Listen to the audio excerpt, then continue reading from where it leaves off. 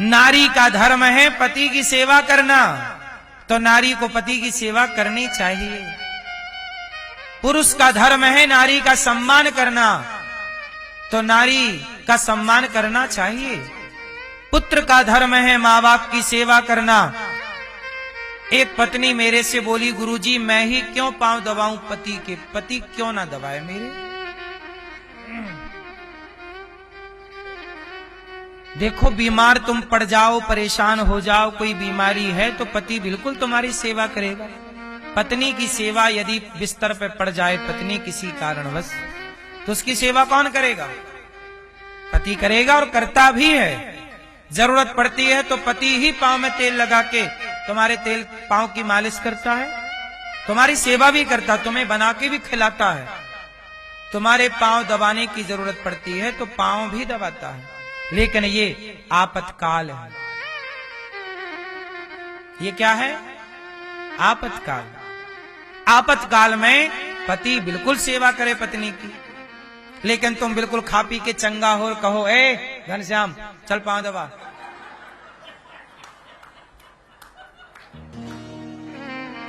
तब तो फिर ये धर्म को आप अपने हिसाब से चला रही हैं?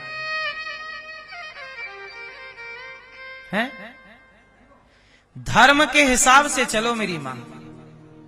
धर्म कहता है कि लक्ष्मी जी सदा नारायण के चरण दबाती हैं। पति की सेवा करनी चाहिए, पति को परमेश्वर और पत्नी को परमेश्वरी मानना चाहिए, दोनों के लिए है। पर जो धर्म है वो धर्म रहेगा। वही धर्म आज है, वही 100 साल पहले था, और वही 1000 साल बाद भी वही रहेगा। धर्म बदलता नहीं है कि नहीं जी आज कुछ कल कुछ जी अब तो समय बदल गया। नहीं, समय 2024 हो, 25 हो, 2050 हो, 2099 हो, 3000 चालू हो जाए तो भी धर्म धर्म ही रहेगा, वही रहेगा। उसमें तनिक भी परिवर्तन। इसलिए धर्म को मजाक ना बनाओ। धर्म जो कहता है करो। धर्म कहता है कि पिता की बात माननी चाहिए।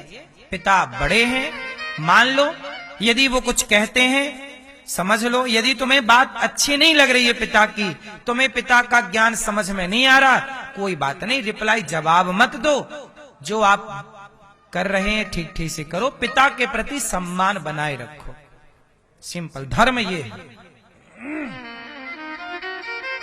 ये नहीं कि तुम्हें पिता की कोई बात अच्छी नहीं लगी, तुम पिता को तुमने गाली दे दी पलट के, ये धर्म नहीं है। सत्य बोलना, सत्य बोलना आज के 100 साल पहले भी धर्म था, सत्य बोलना आज भी धर्म है, और 1000 साल बाद भी सत्य बोलना धर्म रहेगा। इसमें कोई परिवर्तन नहीं होगा। हाँ, शास्त्र कहीं कहीं झूठ बोलने की भी इजाजत देते हैं।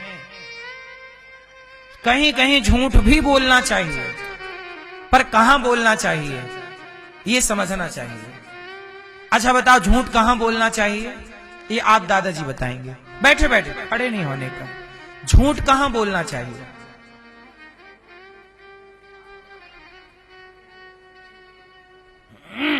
सुनो, झूठ बोलना चाहिए कहां?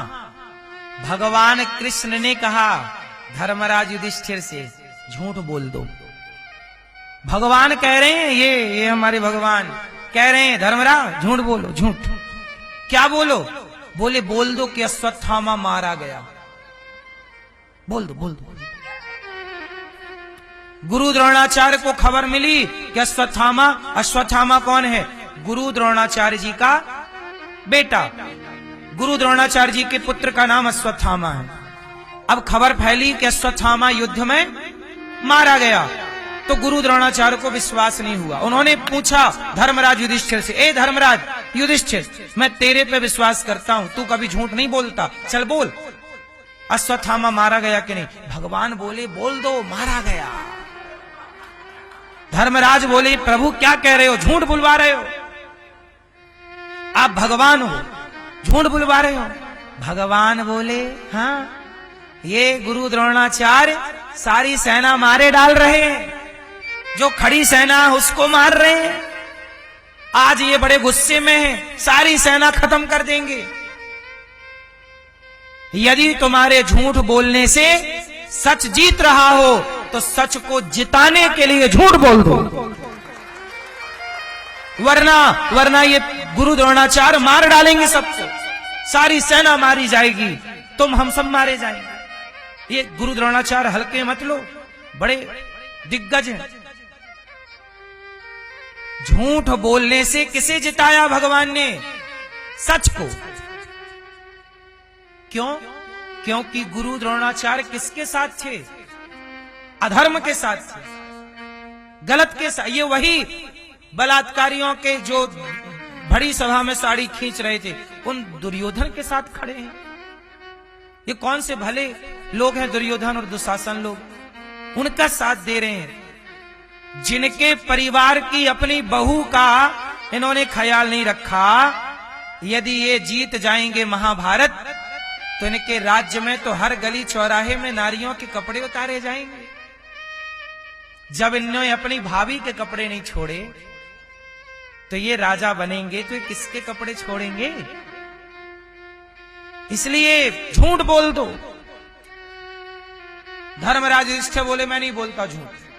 भगवान की बात काट दी, वो काट दी तो क्या करें? बोले पहले अश्वत्थामा मरा ही नहीं, मैं क्यों झूठ बोलूं? मैं नहीं। धर्मराज सोची इतने बड़े धर्म, इसलिए उनका नाम है धर्मराज, कि भगवान के कहने पर भी उन्होंने झूठ, इतना प्यार सच से। तब क्या किया? बोले अश्वत्थामा नाम का एक हाथी था, उस हाथी को मार दिया भीम ने। और बोले देखो अश्वत्थामा मारा गया ना, ये मर गया। बोले ये तो हाथी है, और वो अपने बेटे का पूछ रहे हैं। अरे बोले आप बोल दो मारा गया। अरे कैसे बोल रहे? तो अच्छा बोल दो कि चलो हाथी ही मारा गया। चलो ठीक, चलो। हाँ गुरुजी बेटा अश्वत्थामा मारा गया। हाँ गुरुजी अश्वत्थामा मारा गया। बाद में बोल रहे हैं नरोबा कुंजरोबा, वो नर मारा गया कि कुंजर मतलब हाथी। और जितना बोला कि भगवान ने शंख बजा दिया। तो ये बात गुरु द्रोणाचार्य जी ने सुनी, नर सुना और कुंजरोबा बजा दिया सर। उन्होंने गुरु द्रोणाचार्य ने धनुष छोड़ दिया। पुत्र का वियोग, पुत्र मारा गया। पुत्र का वियोग हुआ, धृष्टद्युम्न आया और धृष्टद्युम्न ने तलवार निकाली और शोक में डूबे गुरु द्रोणाचार्य जी का सिर काट दिया। गुरु द्रोणाचार्य जी की मृत्यु हो गई। अब ये सारा खेल कैसे हुआ? एक झूठ बोल देने से लाखों निर्दोष सेना की जान भगवान कृष्ण ने बचाई है। भगवान कहते हैं, अच्छा ये बताओ भगवान कृष्ण ने झूठ बोलने का बोला, इसमें भगवान कृष्ण का कोई स्वार्थ था? आपका स्वार्थ ना हो जहां, वहां आप झूठ बोल रहे हैं तो वो झूठ भी सच है, क्योंकि आपके स्वार्थ के लिए नहीं, आपने समाज के स्वार्थ के लिए सच झूठ बोला है कि मेरे झूठ बोलने से यदि इतने लोग बच रहे हैं तो मैं बोल देता हूं भाई, मेरा अपना स्वार्थ नहीं है। झूठ वहां मत बोलना जहां खुद का लाभ हो, स्वार्थ हो। मेरा अपना कोई स्वार्थ नहीं। समझ में आ रही है कि नहीं? इसलिए धर्म को समझना बहुत कठिन है। कहां सच बोले, कहां झूठ बोले। झूठ बोलना भी धर्म है, पर वो परिस्थिति बताएगी कि कहां बोले। हर जगह नहीं बोला जाए कि चवन्नी के लिए तुमने झूठ बोल दिया भाई साहब, नहीं, इतना नहीं, इतना। आजकल आदमी रोज झूठ बोल रहा है जरा से स्वार्थ के लिए। ये झूठ गलत है। वहां झूठ जरूर बोलना जहां आपका धर्म संकट में हो, समाज संकट में हो, गौ माता संकट में हो, गाय की रक्षा के लिए आप झूठ बोल रहे हैं तो आपका वो झूठ सच से भी बड़ा है, क्योंकि आपके झूठ से किसी के प्राणों की, और वो भी निर्दोष प्राण।